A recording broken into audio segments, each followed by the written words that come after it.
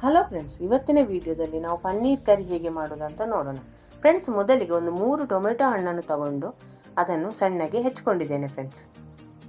ಈಗ ಇದಕ್ಕೆ 1 ಚಮಚದಷ್ಟು ಮೊಸರನ್ನು ಕೂಡ ಇಲ್ಲಿ ಹಾಕೊತೇನೆ ಫ್ರೆಂಡ್ಸ್. ಮತ್ತೊಂದು 3ರಿಂದ 4 ಬ್ಯಾಡಗಿ ಮೆಣಸಿನಕಾಯನ್ನು ತಗೊಂಡು ಅದನ್ನು ಬಿಸಿ ನೀರಲ್ಲಿ ಒಂದು 5 ನಿಮಿಷ ನೆನೆಸಿಟ್ಟಿದ್ದೆ ಫ್ರೆಂಡ್ಸ್. ಅದನ್ನು ಕೂಡ ನಾನು ಇದಕ್ಕೀಗ ಸೇರಿಸ್ಕೊತೇನೆ. ಈಗ ಒಂದು 8ರಿಂದ 10 ಗೋಡಂಬಿಯನ್ನು ಕೂಡ ನಾನು ಇಲ್ಲಿ ಸೇರಿಸ್ಕೊತೇನೆ ಫ್ರೆಂಡ್ಸ್. ನಿಮಗೆ ಬೇಕಂದರೆ ಜಾಸ್ತಿನೂ ಸೇರಿಸ್ಕೋಬಹುದು ಫ್ರೆಂಡ್ಸ್. ಈಗ ಇದಕ್ಕೆ 1 ಚಮಚ ಅವಿಜ ಮತ್ತು ಜೀರಿಗೆ ಪುಡಿಯನ್ನು ಸೇರಿಸ್ಕೊತೇನೆ ಮತ್ತು ರುಚಿಗೆ ನೋಡಿಕೊಂಡು ಒಂದು 2 ಚಮಚದಷ್ಟು ಅಚ್ಕಾರದ ಪುಡಿಯನ್ನು ಕೂಡ ಇಲ್ಲಿ ನಾನು ಸೇರಿಸ್ಕೊತೇನೆ ಫ್ರೆಂಡ್ಸ್.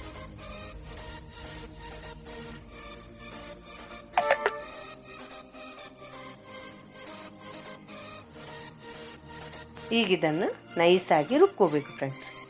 ಒಂದು ಸ್ವಲ್ಪ ನೀರು ಹಾಕಿ ಬೇಕಂದ್ರೂ ರುಬ್ಕೋಬೋದು. ಈ ರೀತಿ ನೈಸಾಗಿ ನಾನು ಇದನ್ನು ರುಬ್ಕೊಂಡಿದ್ದೇನೆ ಫ್ರೆಂಡ್ಸ್.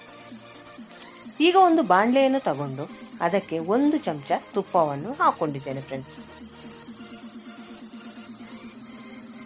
ತುಪ್ಪವನ್ನು ಹಾಕ್ಕೊಂಡ್ಮೇಲೆ ಒಂದು ಅರ್ಧ ಚಮಚದಷ್ಟು ಅಚ್ಕಾರದ ಪುಡಿ, ಒಂದು ಅರ್ಧ ಚಮಚ ಉಪ್ಪು ಮತ್ತೊಂದು ಸ್ವಲ್ಪ ಅರಿಶಿನ,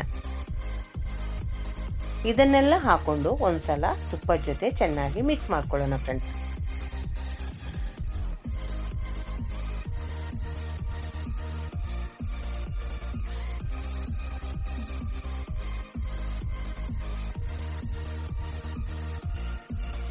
ಈಗ ಇದಕ್ಕೆ ನಾವು ಪನ್ನೀರನ್ನು ಒಂದ್ಸಲ ಹಾಕೋಬೇಕು ಫ್ರೆಂಡ್ಸ್.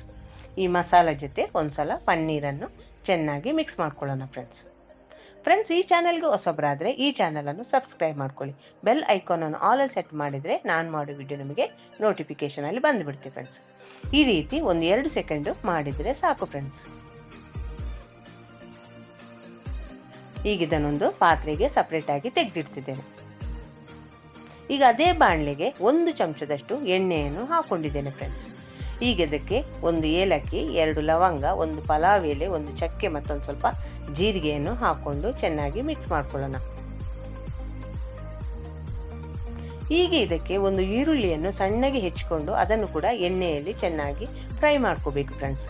ಈರುಳ್ಳಿ ಬಣ್ಣ ಚೇಂಜ್ ಆಗೋವರೆಗೆ ನಾವು ಅದನ್ನು ಚೆನ್ನಾಗಿ ಫ್ರೈ ಮಾಡ್ಕೊಳ್ಳೋಣ.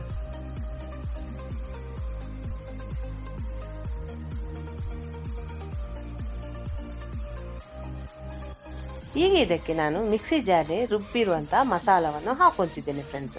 ಮಸಾಲವನ್ನು ಹಾಕೊಂಡ ಕೂಡಲೇ ಅದಕ್ಕೆ ನೀರನ್ನು ಸೇರಿಸ್ಕೋಬಾರ್ದು. ಯಾಕಂದರೆ ಟೊಮೆಟೊ ಮತ್ತು ಗೋಡಂಬಿಯ ಹಸಿ ವಾಸನೆ ಹೋಗುವವರೆಗೆ ನಾವು ಎಣ್ಣೆಯಲ್ಲಿ ಚೆನ್ನಾಗಿ ಈ ಮಸಾಲವನ್ನು ಬಾಡಿಸ್ಕೋಬೇಕು. ನಾವು ಎಣ್ಣೆಯಲ್ಲಿ ಎಷ್ಟು ನೀಟಾಗಿ ಮಸಾಲವನ್ನು ಫ್ರೈ ಮಾಡ್ಕೊತೀವೋ ಅಷ್ಟು ರುಚಿಯಾಗಿ ಪನ್ನೀರ್ ಗ್ರೇವಿ ರೆಡಿ ಆಗುತ್ತೆ ಫ್ರೆಂಡ್ಸ್. ಒಂದು 2 ನಿಮಿಷ ಆದರೂ ಇದನ್ನು ಮೀಡಿಯಂ ಉರಿಯಲ್ಲಿಟ್ಟು ಮಸಾಲವನ್ನು ಚೆನ್ನಾಗಿ ಮಿಕ್ಸ್ ಮಾಡ್ಕೋಬೇಕು ಫ್ರೆಂಡ್ಸ್. ಈಗ ಇದಕ್ಕೆ ನಿಮಗೆ ಎಷ್ಟು ಗ್ರೇವಿ ಬೇಕೋ ನೋಡಿಕೊಂಡು 1 ಗ್ಲಾಸ್ ನೀರನ್ನು ಸೇರಿಸ್ಕೊಳ್ಳೋಣ.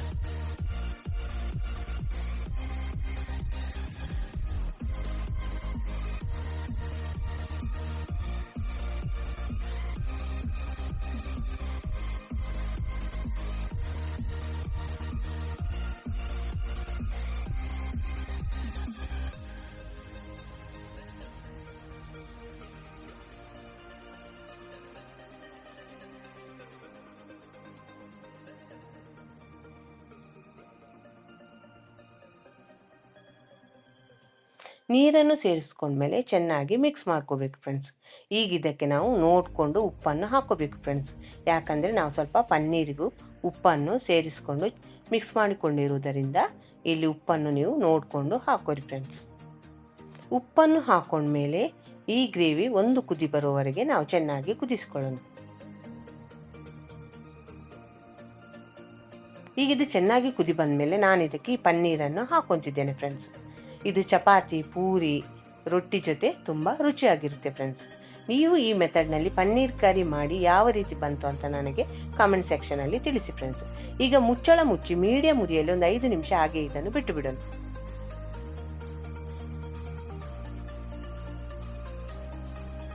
ಈಗ 5 ನಿಮಿಷ ಆದಮೇಲೆ ನಾನು ಮುಚ್ಚಳ ತೆಗೆದು ನಿಮಗೆ ಈ ಗ್ರೇವಿಯನ್ನು ತೋರಿಸ್ತಿದ್ದೇನೆ. ಇದಕ್ಕೆ ಸಣ್ಣಗೆ ಹೆಚ್ಚಿರುವ ಕೊತ್ತಂಬರಿ ಸೊಪ್ಪನ್ನು ಕೂಡ ಈಗ ನಾನು ಸೇರಿಸ್ಕೊತಿದ್ದೇನೆ ಫ್ರೆಂಡ್ಸ್. ಇಷ್ಟ ಆದರೆ ಸಾಕು ಫ್ರೆಂಡ್ಸ್. ಈ ವಿಡಿಯೋವನ್ನು ನೋಡಿದ್ದಕ್ಕೆ ನಿಮಗೆ ತುಂಬ ಧನ್ಯವಾದಗಳು ಫ್ರೆಂಡ್ಸ್.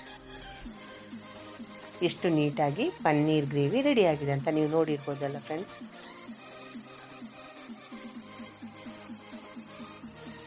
ಈ